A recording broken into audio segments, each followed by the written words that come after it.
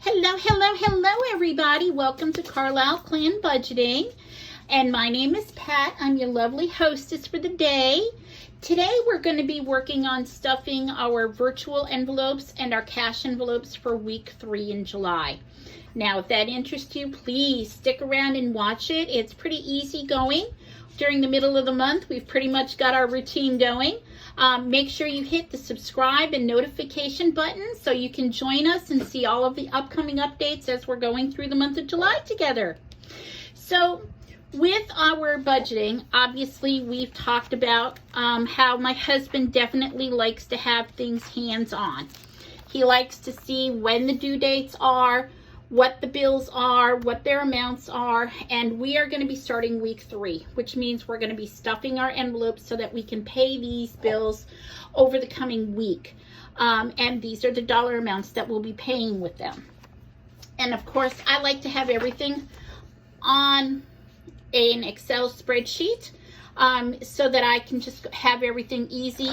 This tends to get messy for me, scribbles and stuff, and drives me nuts, but my husband loves it this way, and if it keeps him as an active participant in my budgeting and our family's getting out of debt journey, then I'm going to do whatever it takes to keep him as an active participant.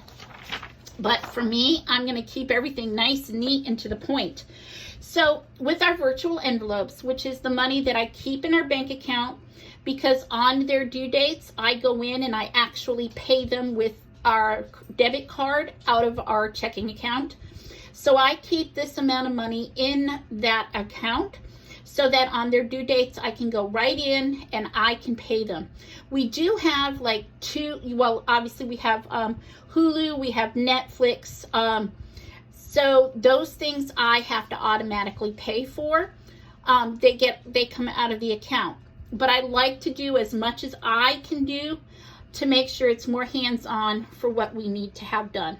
So during week 3, which is July 15th through the 21st, I've set aside $341 for our virtual envelopes. And then I've got about $200 for our cash envelopes we're going to be doing, but I budget out $100 for our grocery shopping, $60 for gas, and $50 that I keep in a virtual envelope in our account. So if we want to go out to dinner one night, that's what we'll be using, and it's in a virtual envelope in our account. So for right now, so my virtual envelopes are all set. I have my $200, which I'm going to use to stuff my cash envelopes that I do every single week. So we have 2, 4, 6, 8, 1, 20, 30, 40, 50, 60, 70, 80, 90, 100. So that's my $200 that I'm going to be stuffing my cash envelopes with.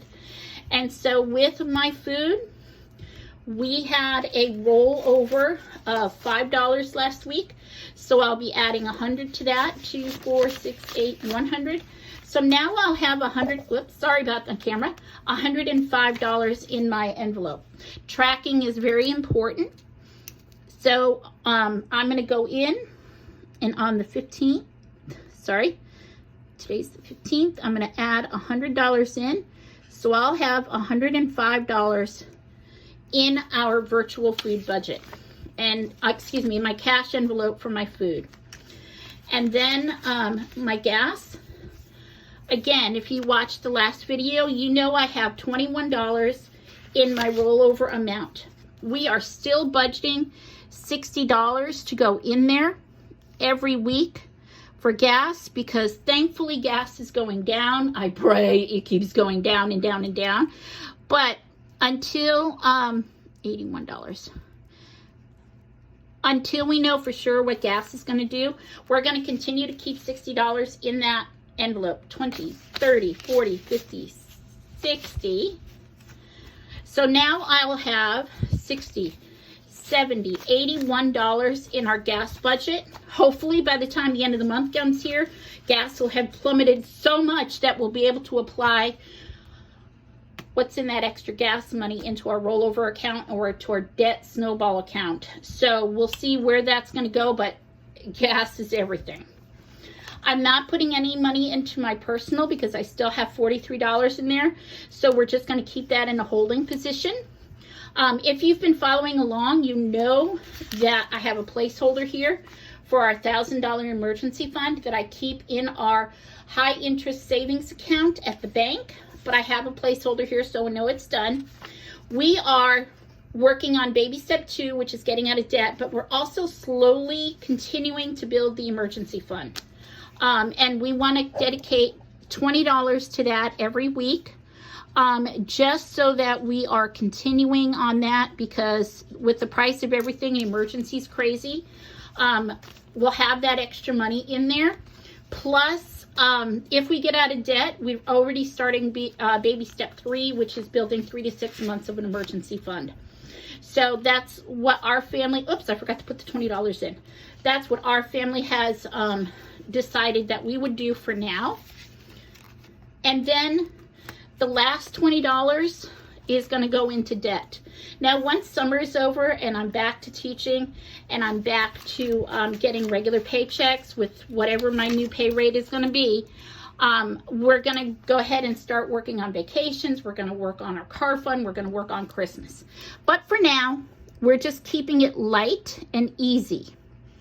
So in my debt snowball, I have $60. Count that just to be sure. 20, 30, whoops, let's do this way. 20, 30, 40, 50, 55, and 60. So at the end of the month, what we've decided to do is whatever debt snowball money is in here that we've accumulated is going to go right to that credit card payment and start snowballing that to death. So that's week 3 of stuffing our virtual envelopes and our cash envelopes for now.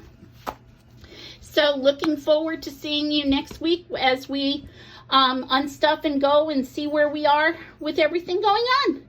Thanks for coming. Don't forget, subscribe. Have a great day, guys. Bye-bye.